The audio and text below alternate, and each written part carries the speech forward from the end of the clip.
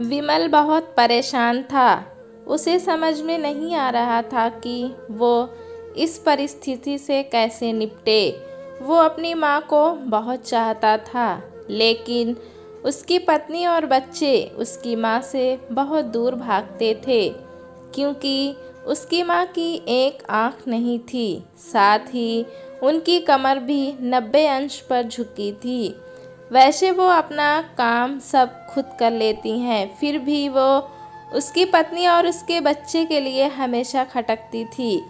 दादी, आप ऊपर के कमरे में जाओ, मेरे दोस्त आ रहे हैं, विमल के बेटे अखिल ने बड़े बेरुखी से कहा। पर बेटा, मैं तो यहाँ बहुत दूर बैठी हूँ, विमल की माँ ने बहुत प्यार से कहा। नहीं, आप उनके सामने मत रहो, वो मुझे चिढ़ाते हैं, अखिल ने ज़ोर से डांटते हुए कहा। क्या हुआ अखिल, क्यों चिल्ला रहे हो? विमल की पत्नी कामनी ने किचन से ही आवाज़ लगाई। देखो ना माँ, ये दादी यहीं ड्राइंग रूम में बैठी हैं और मेरे दोस्त आ रहे हैं, अखिल ने शिकायत भरे लहजे में कहा। माँ जी, आप ऊपर चली जाओ, क्यों हम लोगों को लजवाती हो? कामनी ने बेटे का पक्ष लेते हुए कहा। बेचारी सरस्वती चुपचाप उठकर जीने के सहारे ऊपर जाने लगी। कमर झुकी होने के कारण उन्हें ऊपर चढ़ने में बहुत परेशानी हो रही थी, पर वो पूरी ताकत से ऊपर के एक अकेले कोने वाले कमरे में जाकर बैठ गईं। विमल बाजू के कमरे से सब सुन रहा था। उसे दुख हो रहा था कि उसकी माँ को अपमानित होना पड़ रहा है, लेकिन वो बहुत मजबूर था। अगर वो कुछ कहता तो पत्नी और बच्चे उसका विरोध करने लगते। चूँकि वो एक प्रशासनिक अधिकारी था, उसका सामाजिक स्तर बहुत ऊंचा था। उसकी ससुराल भी एक उच्च घराने में थी। वो चुपचाप इस तरह हर दिन अपनी माँ को अपमानित होते देखता रहता था। रात को विमल की पत्नी ने कहा, देखो जी, अब कुछ भी करो। कल कलेक्टर साहब की पत्नी आई थी। माँ जी अपनी देशी धुन धारा में उनसे मिली। मुझे बहुत शर्म आ रही थी, बताते हुए कि ये मेरी सास हैं। मैंने कह दिया कि दूर की रिश्तेदार हैं, इलाज कराने आई हैं। विमल को रोना आ गया, फिर भी वो चुप रहा। उसे समझ नहीं आ रहा था कि वो क्या करे। अपने बेटे की मन स्थिति को सरस्वती जी अच्छी तरह जानती थीं और बेटे को कोई कष्ट ना हो, इसीलिए वो हर बात को चुपचाप सह लेती थीं। विमल बहुत उदास रहने लगा। एक तरफ परिवार और सामाजिक स्तर पर जीने की प्रतिबद्धता थी, तो दूसरी तरफ माँ। आखिर माँ से अपने बेटे की यह हालत नहीं देखी गई। एक दिन उसने अपने बेटे से कहा, विमल, बहुत दिन हो गए हैं, मैं अपने गांव जाना चाहती हूँ, मुझे वहाँ पहुँचा दो, मेरा यहाँ मन नहीं लगता। माँ, वहाँ तो कोई नहीं है, तुम्हारी देखभाल कौन करेगा? विमल ने आश्चर्य से पूछा।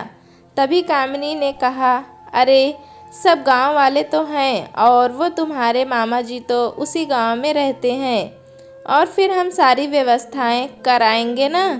कामिनी ने तो जैसे मन की मुराद मिल गई हो।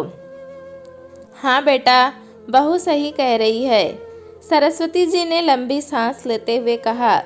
विमल जानता था कि गांव में माँ की देखभाल करने वाला कोई नहीं है, लेकिन अपनी पत्नी की जिद के आगे वह अपनी माँ को गांव छोड़ने पर मजबूर हो गया। माँ को गांव छोड़कर आते वक्त उसे रोना आ रहा था और अपनी बेबसी पर गुस्सा भी आ रहा था, पर परिवार, पत्नी और समाज ने उसके इन मनोभावों को दबा दिया और वो सुकून सा महसूस करने लगा। कुछ दिनों के बाद उसके चाचा, जो अमेरिका में रहते थे, आने वाले थे। जब विमल बहुत छोटा था, उसके पिता जीवित थे तब वो भारत आए थे और उसके बाद वो अब भारत आने वाले थे। पूरा परिवार और आस पड़ोस बहुत उत्साहित था। अमेरिका से विमल के डॉक्टर चाचा आ रहे थे। डॉक्टर रमेश ने जैसे ही घर में कदम रखा, सबने मिलकर बहुत उत्साह से उनका स्वागत किया। विमल बेटा, भाभी नहीं दिख रही, कहाँ हैं? डॉक्टर रमेश ने उत्साहपूर्वक पूछा। जी, वो गांव में रहती हैं, यहाँ उनका मन नहीं लगता, कामनी ने सपाट लहजे में उत्तर दिया। डॉक्टर रमेश ने विमल की ओर देखा तो विमल ने अपनी आंखें झुका ली। डॉक्टर रमेश सब समझ गए। बोले, कल हम भाभी से मिलने गांव चलेंगे सब लोग।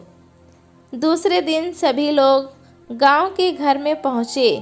देखा कि सरस्वती जी को बहुत तेज़ बुखार है और वो पलंग पर असहाय पड़ी हैं। डॉक्टर रमेश दौड़कर सरस्वती जी के पास गए, उनके पैर छूकर रोने लगे। सरस्वती जी की ये हालत उनकी कल्पना से परे थी।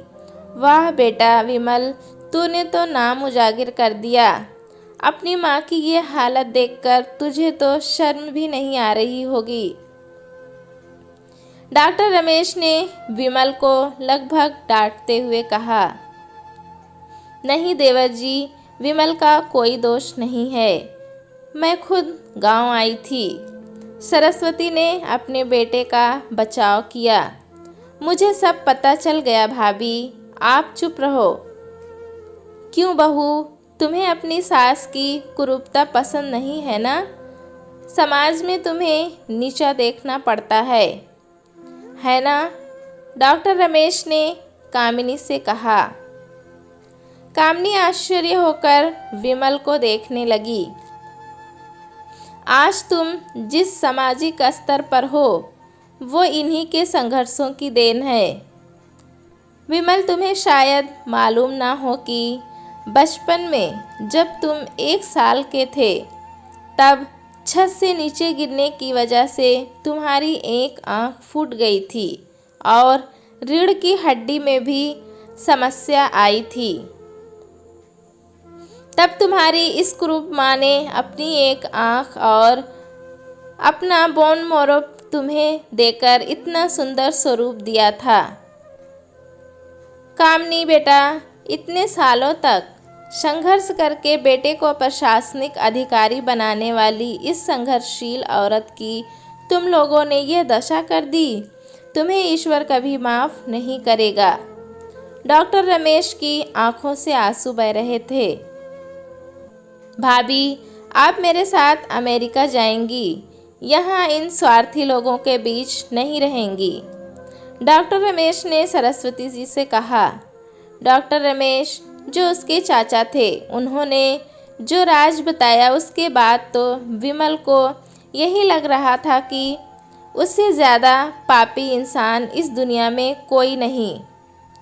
वो दौड़ता गया और माँ सरस्वती के कदमों से लिपट गया।